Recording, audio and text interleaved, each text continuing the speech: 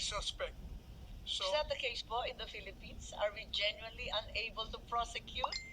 in the case of former President Rodrigo Duterte, the ICC apparently has reached the conclusion that the Philippines is unable to genuinely prosecute him because no case was filed against him after so many years, even after he stepped down from the presidency.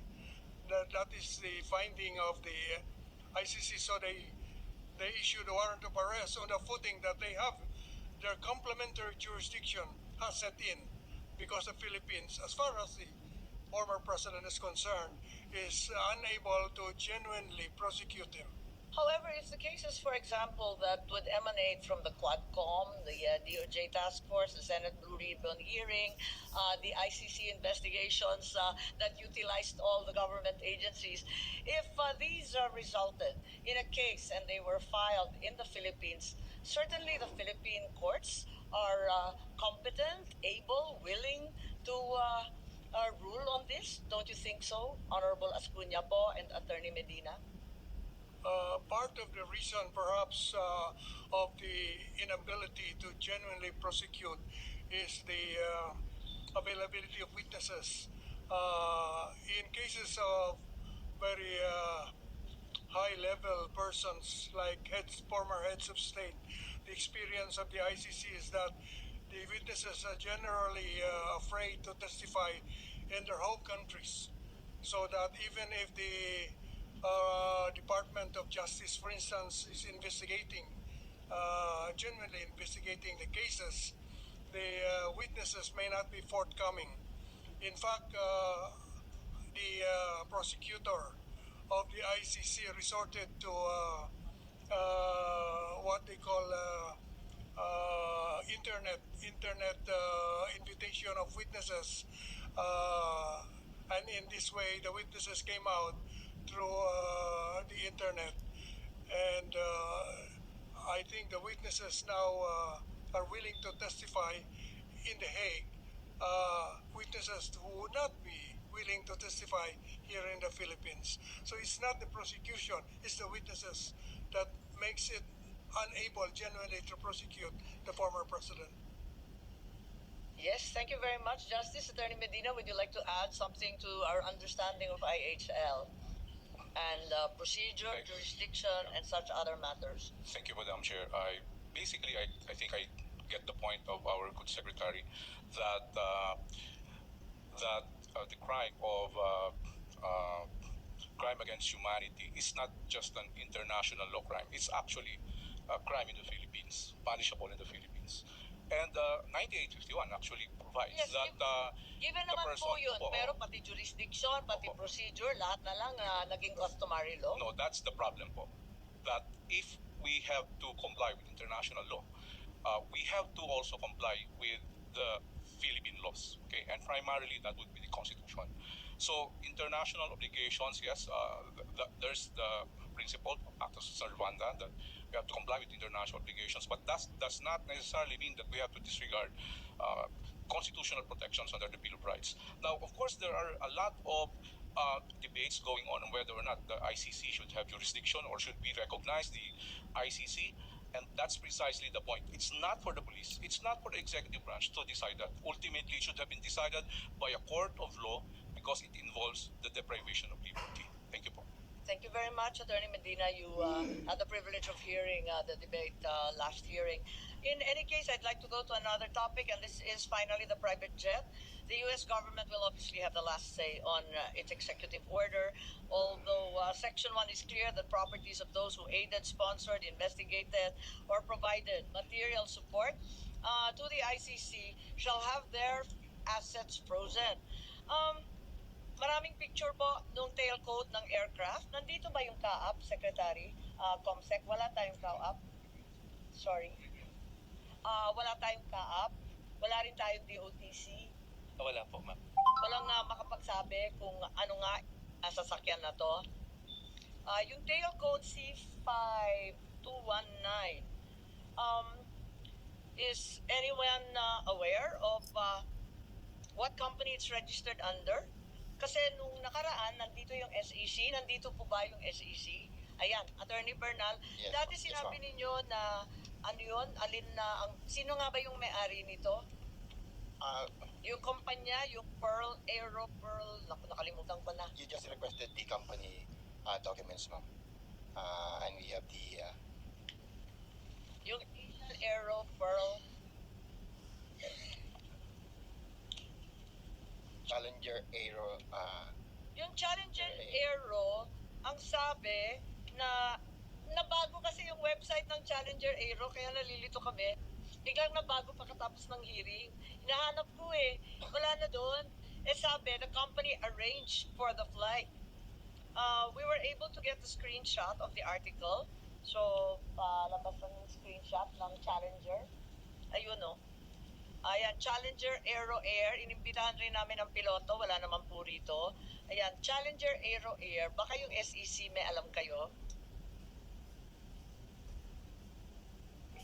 Kasi nung second hearing narito kayo, pero ang problema, sabi niyo hindi pa na-request yung pangalan. We have already forwarded to the secretariat. Ma'am. So, sino ang may-ari po?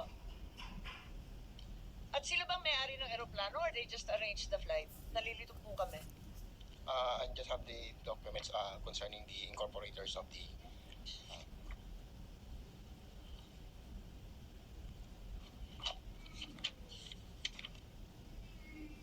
per articles of incorporation, ma'am. Siya bang may-ari? We don't have the facts about the airplane or the assets of the corporation. Ano yung Asian Pearl Aero? Yung unang hiningi. Yun daw yung registered owner.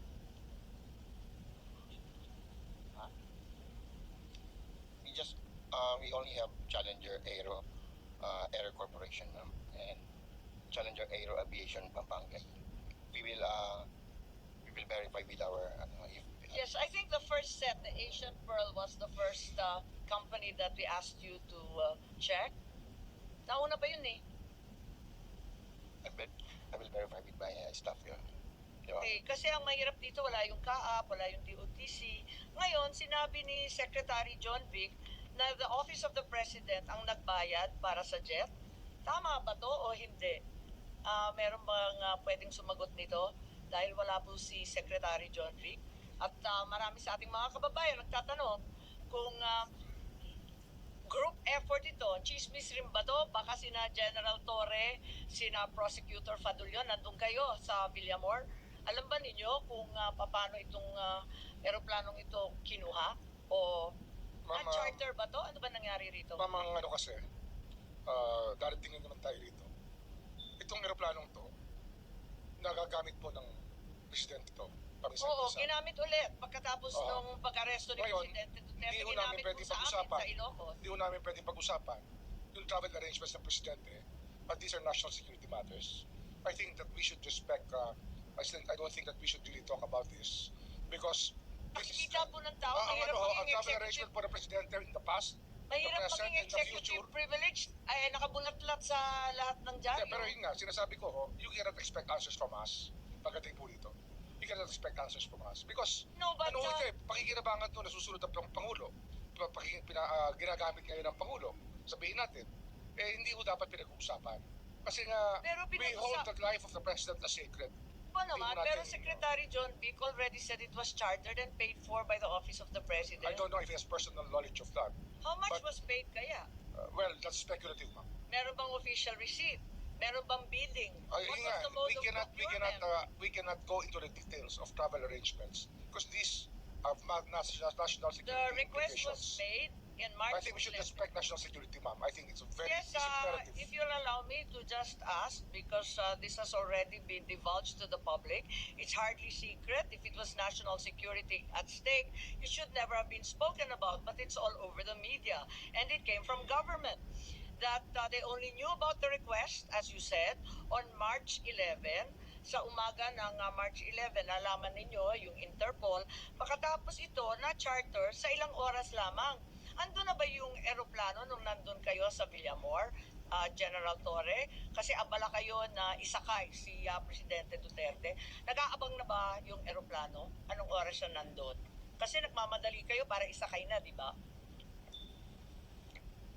I really don't know about the plane, ma'am. I only saw it around after mga mid-afternoon na tinuro sa akin. Hindi ko pa nga sigurado, ma'am, kung yun nga aeroplano ang gagamitin. So, bale, alas 3 ng umaga, na-procure na lahat ito. Kasi ang haba ng proseso natin, ilang araw, ilang buwan yan. I don't know what mode of procurement, pero sinabi, chinarter. Ang bilis naman, di ba? Ilang oras lang, sa hapon nandun na. Kaya nakakapagtaka. At as mentioned by Secretary Remulla, the security arrangements for the President are very, very stringent and have to be vetted time and time again, repeatedly. So, the question still remains. The government clearly knows who owns the plane, and it's unclear how much they pay, what procurement process they determine, and who are the shareholders of said companies. As I said here, ma'am, is of national security implications. I'd rather not talk about it. Yes, national security involves information that hasn't come out in the public, pero ito talagang binulat. But it's still national security, ma'am. Even if it came out in the public inadvertently, it still involves, still has severe national security implications. Okay, it came out in Senator John Vick's Pinky Web interview, so maraming nakapanood. Ang OFW naman natin, andito ang ating Secretary Kakdak.